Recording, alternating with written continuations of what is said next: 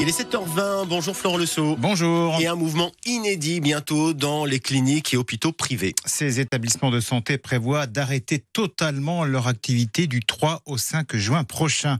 Une action pour protester contre la récente décision de tarifs différenciés entre le secteur public et privé, décision du ministère de la Santé. Pour comprendre, nous sommes avec le directeur de la clinique Bouchard dans le 6e à Marseille. Bonjour Sébastien Noni. Bonjour. Vous êtes aussi représentant de la Fédération de l'hospitalisation privée Sud-Est. Un arrêt total de l'activité dans les cliniques, les hôpitaux privés pendant 3 jours début juin. Concrètement, ça veut dire quoi ? Concrètement, ça veut dire que la situation, comme vous l'avez dit, est inédite suite à l'annonce des nouveaux tarifs par le gouvernement. Donc nous avons une réaction inédite. Nous avons donc décidé de suspendre totalement nos activités dans tous les établissements privés nationaux, dans toute la France, mais également bien évidemment dans la région, avec un arrêt de nos activités concernant l'ensemble des hôpitaux et des cliniques privées sur la partie médecine, chirurgie, obstétrique, mais également dans nos centres de rééducation, nos établissements de psychiatrie et l'hospitalisation à domicile. Et les opérations urgentes ne seront pas concernées, bien sûr. Les opérations urgentes, en fait, seront renvoyées auprès des hôpitaux privés. Il n'y aura pas d'opérations urgentes. On continuera bien évidemment à prendre en charge nos patients hospitalisés déjà dans l'établissement.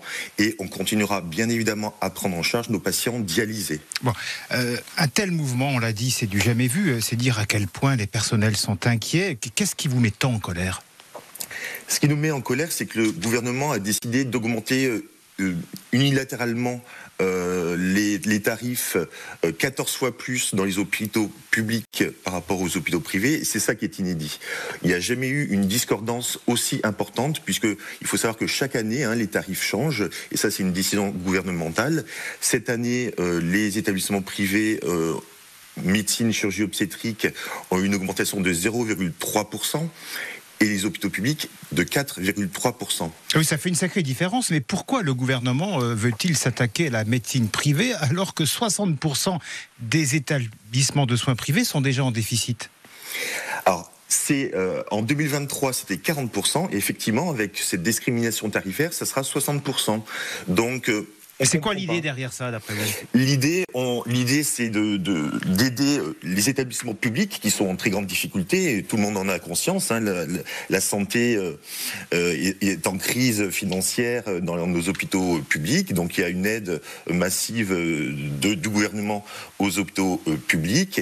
Et le système privé, je pense, en paie les pots cassés en ayant cette politique discriminatoire sur ces aspects tarifaires. Et comme vous le précisiez, les établissements privés prennent en charge, notamment dans les Bouches-du-Rhône, 38% des patients opérés, 30% des cancers, 55% de la chirurgie, 12% des urgences. Donc on est présent sur le territoire. Oui. On a 60% d'établissements privés en région PACA sur l'ensemble des établissements de santé. Donc on est représenté et on essaie de nous faire mourir, clairement. De nous faire mourir. Oui, parce que des tarifs qui ne vont quasiment pas augmenter, c'est moins d'offres de soins pour les patients et des établissements clairement menacés de fermeture, c'est ça ? C'est exactement ça. Il faut savoir que cette année, en 2024, on va avoir une inflation de 4%. Et lorsque vous avez une augmentation des tarifs de 0,3%, la soustraction, elle est vite faite. Les déficits vont augmenter pour les établissements privés.